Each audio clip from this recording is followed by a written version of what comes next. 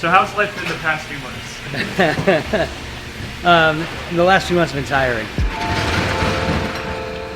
You know, I've been working 7 days a week and on the phone a lot with banks, on the phone a lot with LVEDC, contractors, tradespeople. You know, it's been very, very, very tiring. When we moved into our building in Fountain Hill, the person who bought the building, which is the owner of Campbell and Strasser Fine Woodworking, he made it clear that his plan eventually was to take over the rest of the building, but for now we were going to take over the part that he didn't need.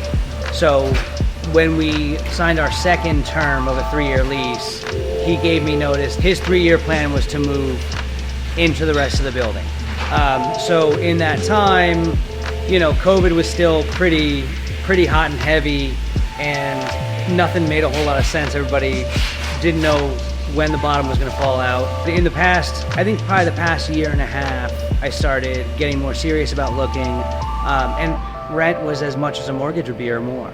So I spoke to Daryl at the SBDC, which is like a more of a local level, state level nonprofit that helps small businesses. He went over my finances, went over the books, and said that ownership might actually be like a reality for us. The move itself was pretty easy. The team here, the print fam, like crushed it. Like they were all on board.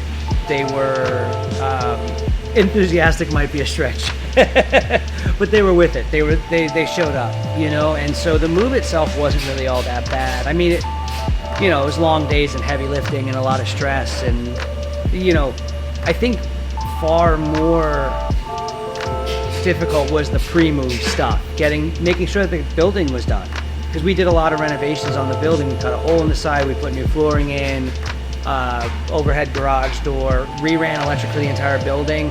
That was monumental. So that was actually, like, by the time we got to actually chucking boxes, it was okay.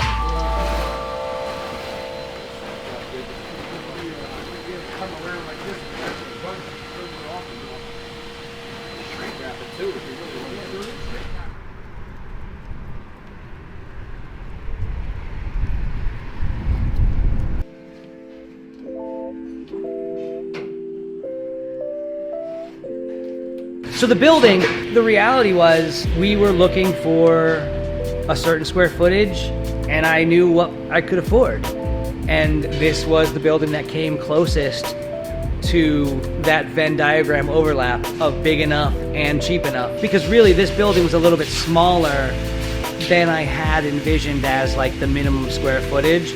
But once we were in here and once I sort of got an idea of how big 7,300 square feet really was and what we could work, and then I immediately went back home and started doing layouts to see, you know, measurements of the presses to see, could we make this work? And, you know, square footage is square footage. So that's a difference. And we have more lights and we have a higher ceiling. Cool. Being out of the sort of nucleus of the Lehigh Valley is very, it's different. It's the first time we've ever been outside. You know, we were on South Side, we were in East Allentown, you know, off of Union Boulevard for 5 or 6 years. Then we were back in Fountain Hill for the last 6 years.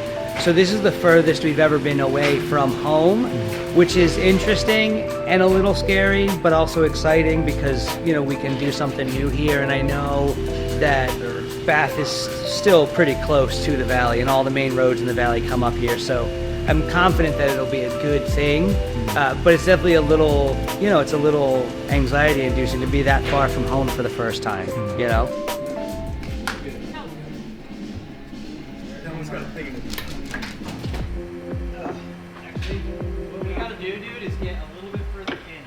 For forever, I've said that Homebase is the reason that this business exists. You know, Andy Poe and Homebase Skate Shop was a client before we had clients. You know, when I was just printing in my parents' basement, before I graduated to printing in their shed, I was printing for Homebase.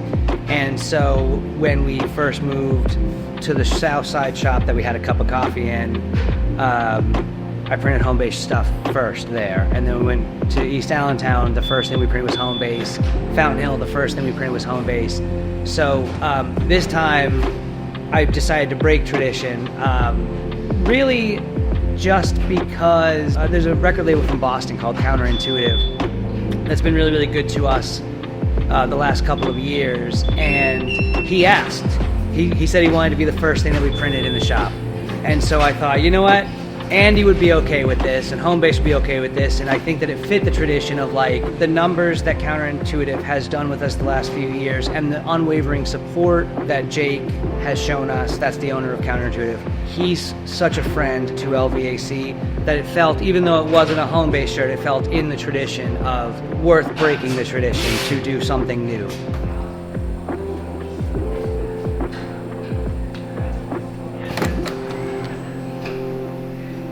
I don't think I've ever seen nice looking shirts just in here. Fucking master of your craft. You're a goddamn magician.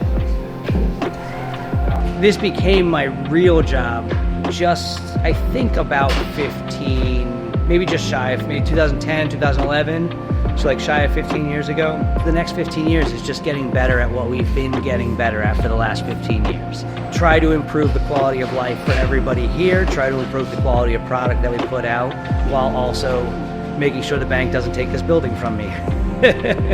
You know?